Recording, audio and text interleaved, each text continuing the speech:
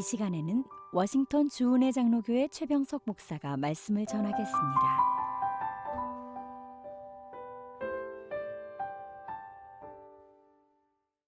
이 거룩한 주일에 하나님께서 우리에게 허락하신 말씀은 에베소서 6장 10절에서 14절 말씀입니다. 끝으로 너희가 주 안에서와 그 힘의 능력으로 강건하여지고 마귀의 관계를 능히 대적하기 위하여 하나님의 전신갑주를 입으라. 우리의 씨름은 혈과 육을 상대하는 것이 아니요 통치자들과 권세들과 이 어둠의 세상 주관자들과 하늘에 있는 악의 영들을 상대함이라. 그러므로 하나님의 전신갑주를 취하라. 이는 악한 날에 너희가 능히 대적하고 모든 일을 행한 위에 서기 위함이라. 그런즉 서서 진리로 너희 허리띠를 띠고 의의 호신경을 붙이고. 아멘. 저는 이 귀한 주일에 주신 말씀을 힘입어서 진리의 허리띠를 동여매라 라는 제목으로 말씀을 증거하고자 합니다. 우리는 지난 1년이 넘는 기간 동안 눈에 보이지 않는 코로나 바이러스라는 적과 힘겨운 전쟁을 하고 있습니다. 그런데 여러 나라들을 보면 이 전쟁을 잘 싸우고 있는 나라가 있는가 하면 그렇지 못한 나라들도 있습니다. 그 이유가 무엇입니까? 정부나 사람들이 객관적인 사실에 근거해서 전쟁에 임해야 하는데 진실보다는 자신의 생각과 지금까지 살아온 삶의 방식을 더 신뢰하기 때문에 그런 것 같습니다. 코로나를 예방하는 그렇다면 객관적인 사실이 무엇입니까? 그것은 바이러스의 침투를 막아주는 마스크를 잘 착용하는 것입니다. 더 나아가 바이러스를 죽이는 비누나 세니타이저, 그것들로 손을 깨끗하게 씻고 또 소독하는 것입니다. 그런데 많은 사람들이 이것을 사실 거부했습니다. 마스크를 쓰지 않았죠. 그리고 이것은 거짓이다라고 말하며 정부에 대항하기도 하고 또 길거리에 나서서 항의를 하기도 했습니다. 그래서 우리는 이 코로나와의 전쟁에서 많은 나라들이 패배했었음을 알고 있습니다. 코로나를 인정하지 않았고 사실에 근거해서 그것에 대항하지 않았기 때문입니다. 사랑하는 성도 여러분, 영적 전쟁도 마찬가지입니다. 영적 전쟁에서 우리가 승리하려면 전쟁을 하는 대상, 즉 적에 대해서 잘 알아야만 합니다. 지피 지키면 백전백승이라는 말처럼 적을 알아야 전쟁에서 이길 수 있습니다. 하나님을 믿는 신앙인의 전쟁에서 적이 누구라고 그렇다면 성경은 선포합니까? 12절을 보면 우리의 싸움의 대상은 혈과 육에 대한 것이 아니라고 말씀합니다. 혈과 육은 인간을 말합니다. 궁극적인 우리의 싸움의 대상은 그러므로 사람이 아닙니다. 우리가 영적으로 승리하지 못하고 실패하는 이유가 무엇입니까? 싸움의 대상을 사람으로 보기 때문입니다. 가정 안에서 서로 싸움의 대상으로 부딪히면 여러분 그 가정은 깨질 수밖에 없습니다. 교회도 마찬가지죠. 옆에 성도들을 싸움의 대상으로 받아들인다면 그 성도가 미워질 수밖에 없고 좋은 일을 해도 그 미워하는 마음 때문에 그 대상과 좋은 관계를 맺지 못합니다. 창세기에 보면 가인의 실패의 원인이 바로 이렇습니다. 경쟁의 대상을 동생으로 받기 때문입니다. 가인은 하나님께서 자신의 예배를 받지 않으신 이유를 동생 때문이라고 생각했습니다. 그리고 그 동생을 그만 죽여버렸습니다. 그래서 결국 영적 전쟁에서 실패하고 맙니다. 기억하십시오. 사람은 싸움의 대상이 아닙니다.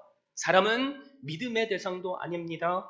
사람은 오직 우리가 뜨겁게 사랑해야 할 대상입니다. 그러면 우리의 싸움의 대상은 누구입니까? 11절에 사탄 마귀라고 선포하죠.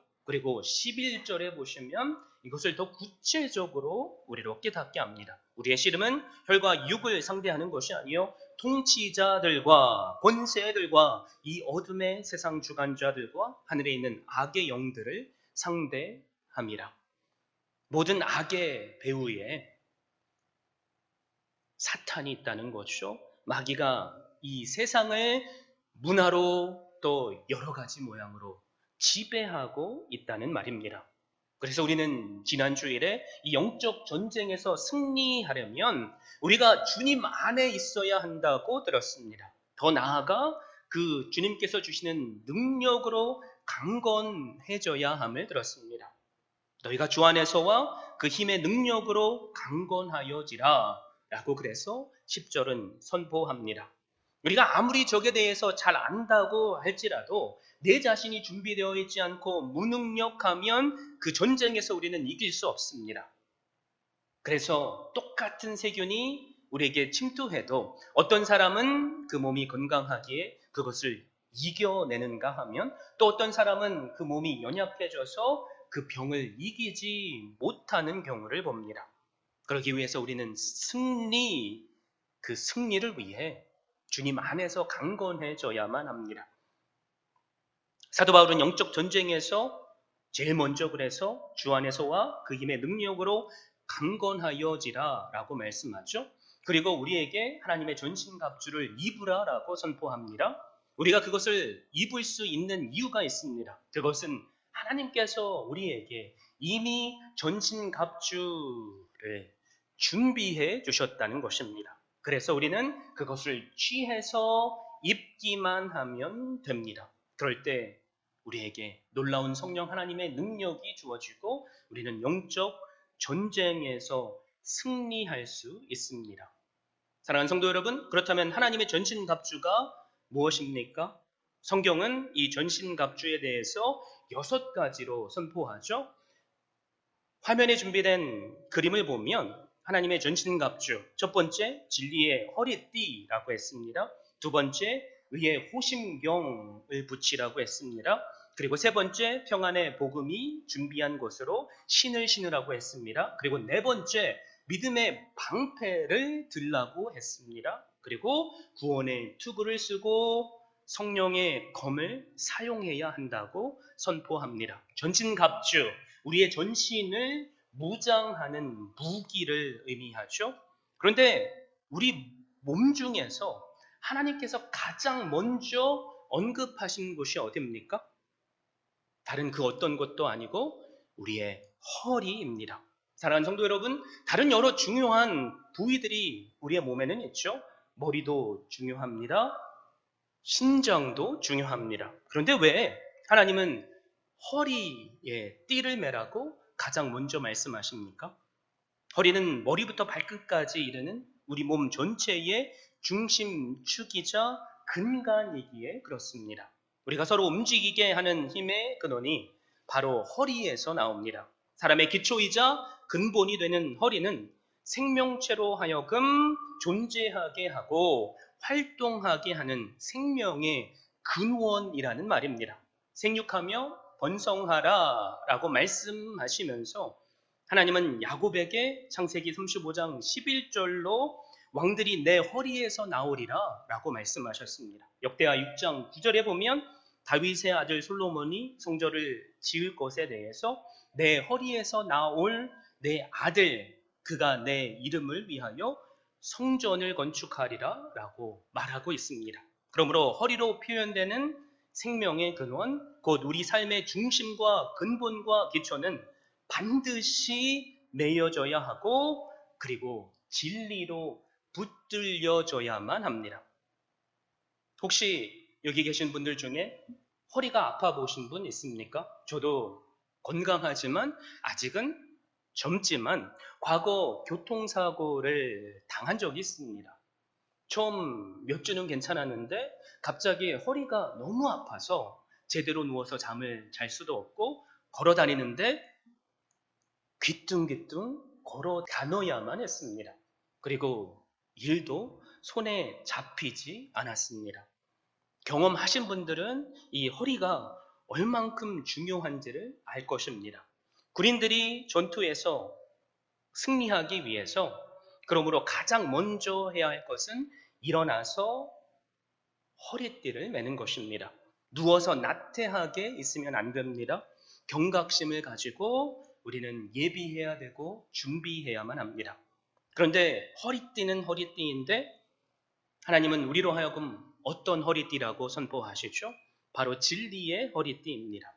진리로 너희 허리띠를 띠라고 말씀하십니다. 영적 전쟁에서 승리하기 위해 우리가 가장 먼저 우리를 동여매야 할 것은 바로 진리라는 것입니다. 사탄과 마귀와 전쟁에서 이길 수밖에 없는 무기가 바로 이 진리이기 때문입니다. 그래서 이 진리는 하나님의 말씀을 의미합니다. 요한복음 17장 17절을 보면 주님께서 이렇게 선포하시죠. 그들을 진리로 거룩하게 하옵소서. 하나님의 말씀은 진리니이다. 무엇이 진리입니까? 하나님의 말씀입니다. 진리는 시공간을 초월해서 영원 불면한 것이고 또 수천 년이 흘러오면서 전해진 살아있는 말씀이자 변하지 않는 진리입니다. 사진을 다시 한번 봅시다. 로마 군사들이 이렇게 몸을 무장했습니다. 그런데 평상시에는 너플너플거리는 토가를 입고 다녔습니다. 토가는 망토와 같이 천을 둘둘 말아서 걸치는 옷입니다. 그런데 전쟁이 터지면 군사들이 제일 먼저 하는 것이 이 너플거리는 옷을 허리띠로 묶는 것입니다. 너플거리는 상태로는 그 누구와도 전쟁을 할 수 없기 때문입니다. 그런데 여러분 보시기에 이 허리띠는 가죽으로 만들어졌습니다. 화려한 것이 아니라는 것이요. 또 어찌 보면 중요하지 않다고 생각할 수 있습니다. 투구와 고심경 그리고 방패와 칼 같은 것은 우리 눈에 잘 보이고 화려해 보입니다. 그런데 허리띠는 그렇지 않다는 거죠. 그런데 이 허리띠는 너무나도 중요합니다. 왜 그러냐면 이 허리띠가 위의 옷과 또 아래 옷을 묶어주는 역할을 하기 때문입니다. 그래서 이 허리띠에 로마 군인들은 사실 검도 매달고 다녔고 또 방패도 손으로 들지 않을 때 매달고 다녔습니다. 그래서 이 허리띠가 없으면 아무리 좋은 방패, 아무리 좋은 창, 아무리 좋은 갑옷이 있어도 전쟁 중에는 사용할 수 없게 됩니다. 진리의 허리띠가 없다고 상상해 보십시오. 그렇다면 한 손은 밑에 옷을 잡고 있어야겠죠? 그런데 그것을 잡지 않고 싸우면 어떻게 됩니까? 그 옷이 내려가서 나의 모습이 속살이 보여지고 수치가 드러나게 됩니다. 허리띠가 없이는 전쟁을 할 수 없다는 거죠. 전쟁을 해도 우리는 100번 싸워서 100번 실패할 수밖에 없습니다. 그래서 우리가 기억해야 할 것이 있습니다. 모든 무기를 묶어주는 역할을 하는 것이 허리띠라는 것입니다. 우리의 영적인 무기들도 마찬가지입니다. 이 진리의 허리띠, 바로 살아계신 하나님의 성경 말씀이 우리의 모든 무기들을 하나로 묶어주는 역할을 합니다. 그리고 모든 영적 무기가 나오는 무기 창고의 역할을 합니다. 그것이 무엇입니까? 다시 말씀드리지만 그것은 바로 하나님의 살아계신 성경 말씀입니다. 그래서 우리 그리스도인들에게 가장 중요한 무기는 다른 그 어떤 것도 아닌 바로 성경 말씀입니다. 우리가 거짓의 영인 사탄과 영적인 전쟁에서 이길 수 있는 비결이 바로 그 말씀 안에 들어있기 때문입니다. 마귀는 언제나 우리를 간교한 술수로 넘어지게 만듭니다. 거짓말로 우리를 미혹합니다. 여러분, 최초의 미혹당한 인간들이 누굽니까? 잘 아시죠? 아담과 하와입니다. 그 아담과 하와를 미혹할 때 무엇으로 미혹했죠? 허황된 말이 아니라 하나님의 말씀을 교묘히 틀어서 미혹을 하고 그 교묘히 틀어진 말씀을 그들이 들으니까 그 안에 혼란이 일어서 그만 그 전쟁에서 실패하고 말았습니다. 우리도 마찬가지입니다. 우리가 하나님의 말씀으로 허리띠를 동여매지 않는다면 마귀는 하나님의 말씀을 우리의 삶 속에서 흔들어 놓고 뒤집어 놓습니다. 그럼 우리는 100번 싸워서 100번 질 수밖에 없습니다. 왜 그렇습니까? 하나님의 말씀이 바로 하나님이시기 때문입니다. 요한복음 1장 1절에 그래서 우리에게 이렇게 선포하죠. 태초에 말씀이 계시니라. 이 말씀이 하나님과 함께 계셨으니 이 말씀은 곧 하나님이시라. 하나님의 말씀은 그러므로 생명입니다. 왜 그렇습니까? 바로 하나님이시기 때문입니다. 이것을 마귀는 너무나도 잘 알고 있습니다. 그래서 하나님의 말씀을 어떻게 하든 우리 가운데서 왜곡시키려고 합니다.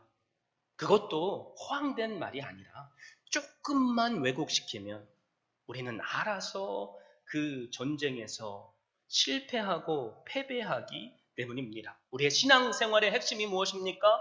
기억하십시오. 하나님의 살아계신 말씀입니다. 이 말씀이 내 삶 가운데 든든히 동여매져 있으면 우리는 날마다 승리할 수 있습니다. 그러나 말씀이 내 삶 가운데서 조금만 흔들려도 우리는 영적으로 패배할 수밖에 없습니다. 자, 마귀가 그렇다면 어떤 관계로 아담과 하와를 흔드는지 함께 보겠습니다. 창세기 3장 1절 이렇게 선포하죠. 그런데 뱀은 여호와 하나님이 지으신 들짐승 중에 가장 간교하니라. 뱀이 여자에게 물어 이르되 하나님이 참으로 너희에게 동산 모든 나무의 열매를 먹지 말라 하시더냐. 마귀가 여러분 이거 그냥 툭 던진 말이 아닙니다. 미혹하려고 모든 지혜를 써서 교묘하게 말한 것입니다. 그래서 얼뜻 보면 이게 그냥 하나님의 말씀인 것 같습니다. 하나님이 참으로 너희에게 동산 모든 나무의 열매를 먹지 말라고 하디? 뉘앙스가 뭐죠? 참 버르장머리가 없죠. 하나님의 말씀을 어떻게 하게 만들죠? 의심하게 만듭니다. 또 부정하게 만듭니다. 너 하나님이 그렇게 말한 것 같지? 아니야. 사실 하나님께서는 이런 말을 하신 거야 라는 거죠. 말씀을 부정하게 되는 것, 말씀을 의심하게 되는 것. 여러분, 그것은 우리가 입술로 믿는다고 고백하는 하나님을 부정하는 것입니다. 더 나아가 하나님을 의심하는 것입니다. 그래서 우리의 삶 가운데 말씀이 희미해지면 하나님은 희미해질 수밖에 없습니다. 우리의 삶 가운데 말씀으로 채워지지 않으면 우리의 인생은 사탄의 관계로 채워질 수밖에 없고 우리는 넘어질 수밖에 없습니다. 그렇다면 마귀가 해야 할 올바른 질문이 뭐죠? 하나님이 정말로 선악과를 먹지 말라고 했니? 이것입니다. 그런데 그것을 한번 꼬았죠. 왜곡시켰습니다. 하나님이 정말 모든 나무의 열매를 먹지 말라고 했니? 라고 합니다. 교묘하게 하나님의 말씀을 왜곡시켰습니다. 그러자 여자의 답이 뭐죠? 3장 2절 3절을 제가 읽어드립니다. 여자가 뱀에게 말하되 동산 나무의 열매를 우리가 먹을 수 있으나 동산 중앙에 있는 나무의 열매는 하나님의 말씀에 너희는 먹지도 말고 만지지도 말라 너희가 죽을까 하노라 하셨느니라. 마귀가 교묘하게 하나님의 말씀을 흔들어 버리죠. 여자가 헷갈려 하죠. 지금 혼란스러운 겁니다. 동산 나무의 열매는 먹을 수 있으나 라고 말을 하죠. 맞는 말입니다. 그런데 동산 중앙에 있는 나무의 열매는 먹지 말고 라고 했습니다. 자, 여러분께 묻습니다. 동산 중앙에 있는 나무의 열매는 먹지 말라고 하신 하나님의 말씀이 사실입니까? 아니면 거짓입니까? 사실입니까? 사실도 아니고 거짓도 아닙니다. 왜 그렇죠? 동산 중앙에 있는 나무는 사실 두 개입니다. 하나는 생명나무죠. 이 생명나무의 열매는 언제든지 먹을 수 있습니다. 하나님께서 오직 금지하신 나무는 동산 중앙에 있는 너희로 선과 악을 알게 하는 나무의 열매입니다. 그러니까 반만 맞는 거죠. 그런데 우리가 하나님의 말씀에 대해서 잘 모르면 이게 사실처럼 들린다는 게 문제입니다. 그래, 네 말이 맞아. 이렇게 우리는 미혹될 수밖에 없습니다. 그리고 이 여자는 지금 더 헷갈려 하고 있죠. 하나님께서 사실 그 동산 중앙에 있는 나무의 열매를 만지지 말라고 하지 않으셨습니다. 그런데 뭐라고 하죠? 만지지 말라라고 했다는 거죠. 더 나아가서 이제는 완전히 그 의미를 왜곡시키는 대답을 여자가 합니다. 너희가 죽을까 하노라. 여러분, 이 말이 무엇을 의미하죠? 느낌이 정확하지 않습니다. 죽는다고 한 것도 아니고 안 죽는다고 한 것도 아니고 이것도 아니고 저것도 아니라는 거죠. 지금 하나님의 말씀이 이처럼 흔들리고 있습니다. 진리의 허리띠가 풀려버린 겁니다. 그러자 자기의 수치가 드러나죠. 그때 바로 사탄이 그 기회를 틈타서 이런 한 방의 치명타를 날립니다. 창세기 3장 4절에 이렇게 말씀하죠. 뱀이 여자에게 이르되 너희가 결코 죽지 아니하리라. 말씀을 교묘하게 비틀었습니다. 제가 굳이 말씀을 드리지 않아도 그 다음 이야기를 우리는 잘 알죠. 여자는 그 미혹에 넘어갔습니다. 그리고 선악을 알게 하는 나무의 열매를 따먹고 죽음에 이릅니다. 영적으로 그 즉시 죽게 되고 그들의 육체는 영원히 살 수 있었지만 이제 시한부 인생을 살 수밖에 없습니다. 여러분, 이것이 마귀의 목표입니다. 하나님께서 분명히 그렇다면 어떻게 말씀하셨는지를 우리는 알고 있어야만 합니다. 하나님께서 어떻게 말씀하셨죠? 창세기 2장 17절에 이렇게 선포하죠. 선악을 알게 하는 나무의 열매는 먹지 말라. 내가 먹는 날에는 반드시 죽으리라. 너희가 죽을까 하노라. 이게 아니라 반드시 죽으리라 라는 말씀입니다. 결코 죽지 아니하리라. 반드시 죽으리라. 지금 사탄은 하나님의 말씀에 정면으로 대결하고 있습니다. 그러나 하와는 그것조차도 알지 못합니다. 사탄의 말이 하나님의 말씀처럼 들립니다. 그러니까 넘어질 수밖에 없습니다.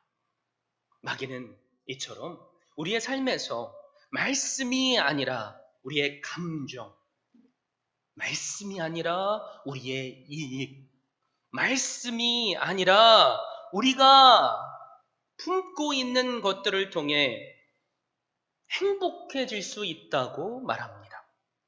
우리의 욕구가, 우리의 꿈이 실현될 수 있다고 말합니다.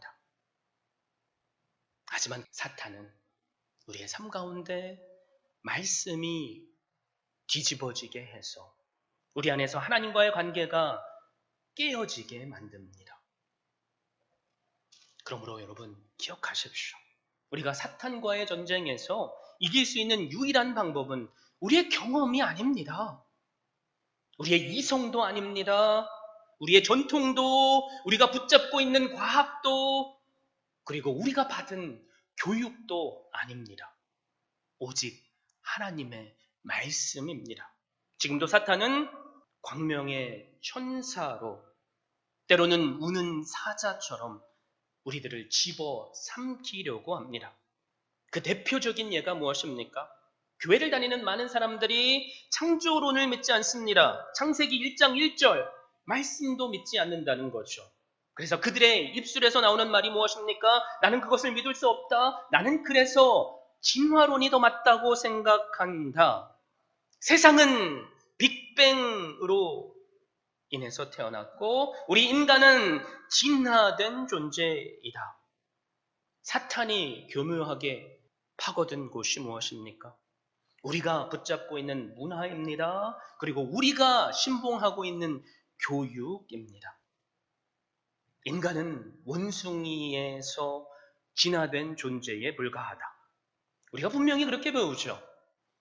그런데 참 안타까운 것은 많은 사람들이 그렇게 배움에도 불구하고 그것에 대해서 그 어떤 불평이나 반감조차 갖지 않는다는 것입니다. 내 자신을, 그죠? 한낱 동물원에 있는 동물로 취급하는 거죠. 더 나아가서 사람들에게 무슨 영이 있냐고 말을 하고 죽은 후에 무슨 천국을 가냐? 죄라는 것이 있냐라고 말합니다. 그러나 성경은 단호하게 우리에게 선포하죠. 천지 만물은 하나님이 창조하셨다. 인간은 진화의 산물이 아니라 하나님께서 직접 만드신 하나님의 형상을 닮은 자들이다. 그러므로 죽음 이후에는 반드시 천국과 지옥으로 나뉜다. 우리가 오직 예수 그리스도를 믿는 믿음으로만 천국에 갈 수 있다. 그러므로 우리가 성경 하나님의 말씀을 온전히 믿고 따르지 못한다면 내가 교회를 수십 년을 나와도 내 입술로 주여 주여 수천 번을 외쳐도 우리는 절대로 천국에 갈 수 없습니다.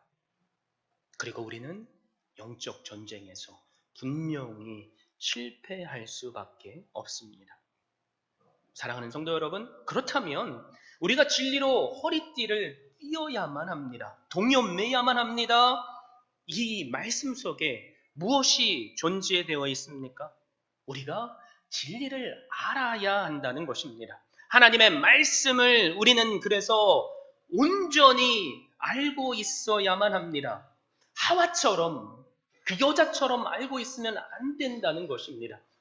사람 중에 가장 위험한 사람이 누군지 아십니까? 한 코미디언이 이런 대답을 합니다. 책을 딱 한 권만 읽은 사람이다. 아는 게 그거밖에 없으니까 위험하다는 거죠. 그게 진리인 양 행동하기 때문입니다. 예수 그리스도를 믿는 성도들 가운데 가장 위험한 성도가 누구인 것 같습니까? 하나님의 말씀은 아는데 단편적으로 여기서 조금 저기서 조금 아는 성도들입니다. 하와처럼 말이죠.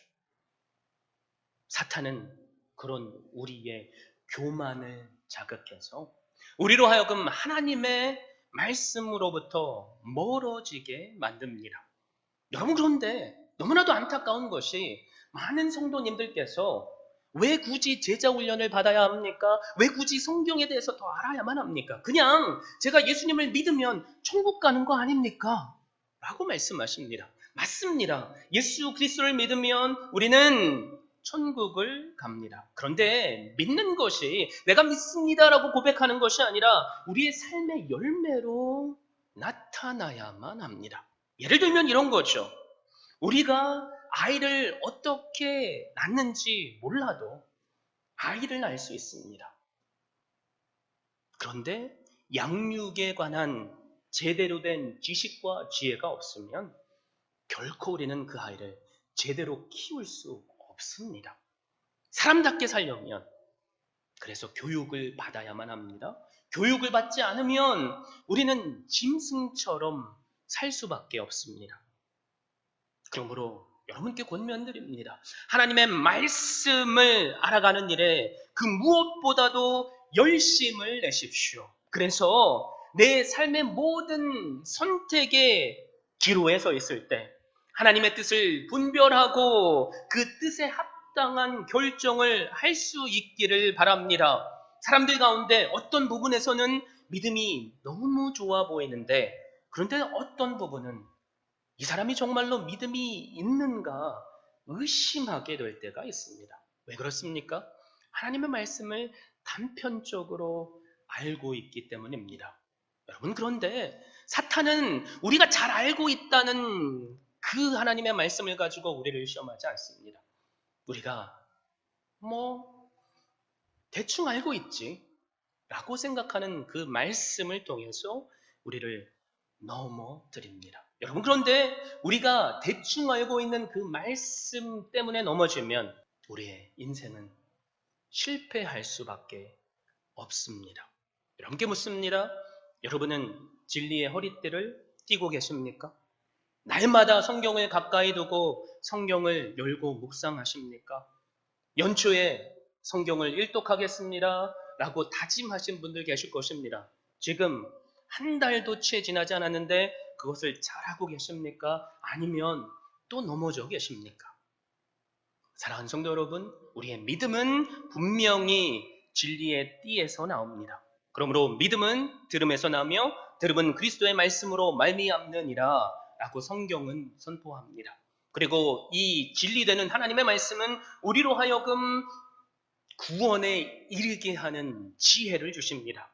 또 어려서부터 성경을 알았나니 성경은 능인으로 하여금 그리스도 예수 안에 있는 믿음으로 말미암아 구원에 이르는 지혜가 있게 하느니라. 디모데후서 3장 15절 말씀입니다. 그러므로 우리는 그리스도의 말씀이 우리 속에 풍성히 거하게 해서 모든 지혜로 피차 가르치며 권면해 줘야만 합니다. 골로새서 3장 16절 말씀처럼 말입니다.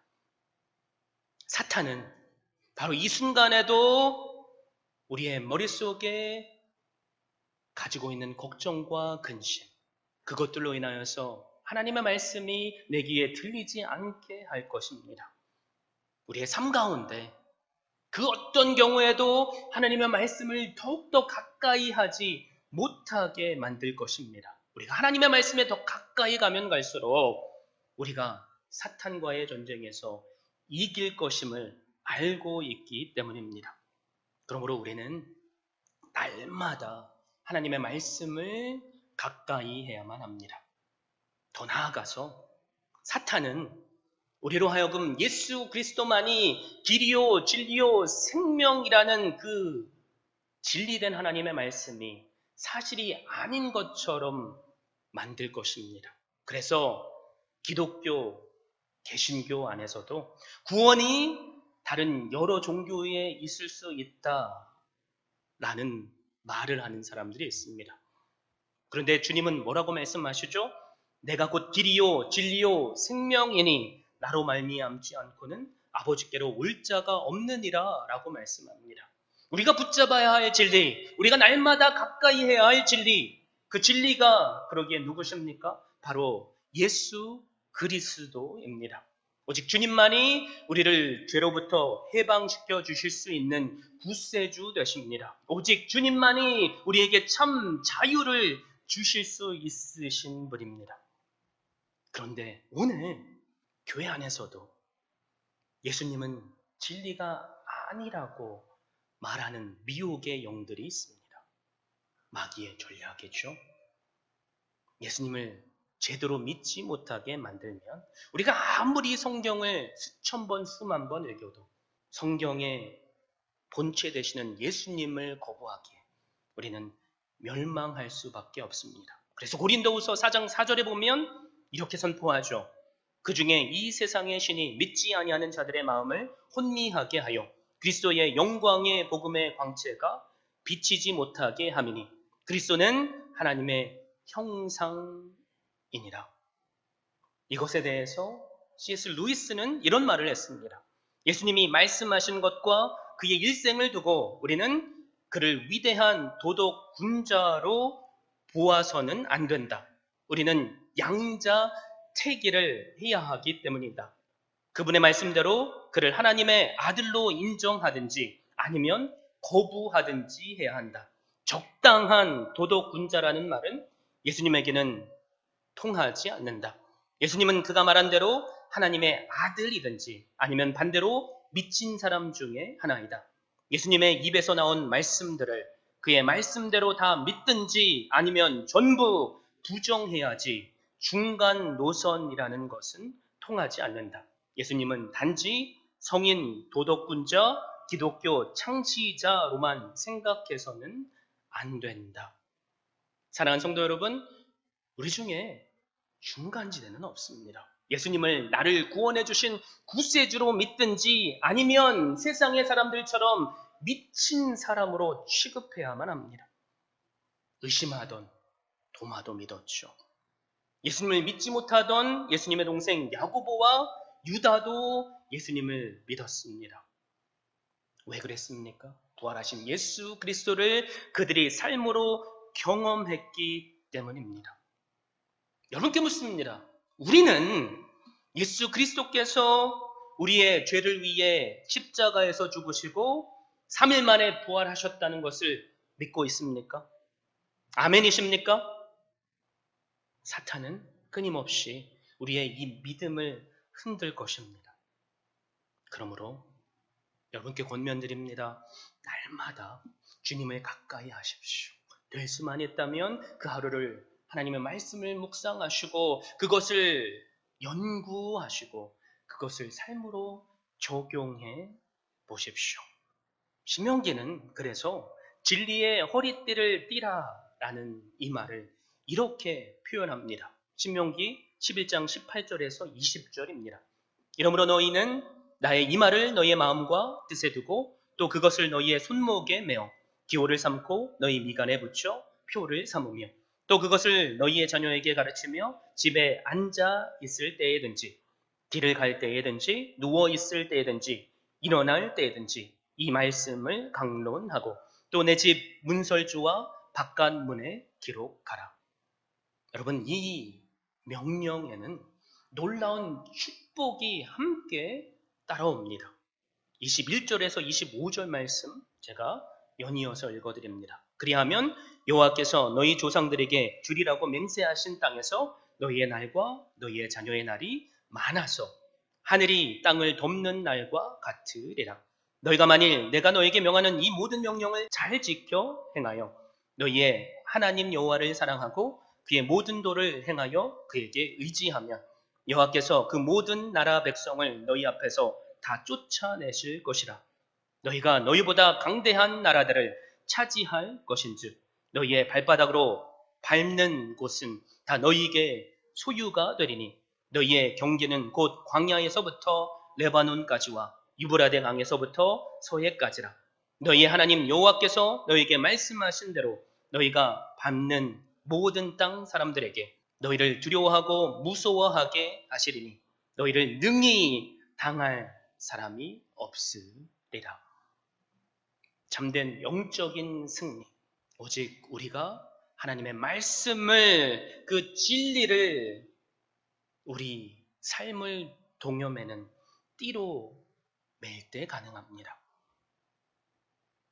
저에게 바람이 있다면 우리의 남겨진 여생 가운데 우리가 날마다 승리할 수 있기를 바랍니다. 그래서 승리의 감격 속에서 날마다 주어주시는 그 기쁨을 누릴 수 있기를 바랍니다.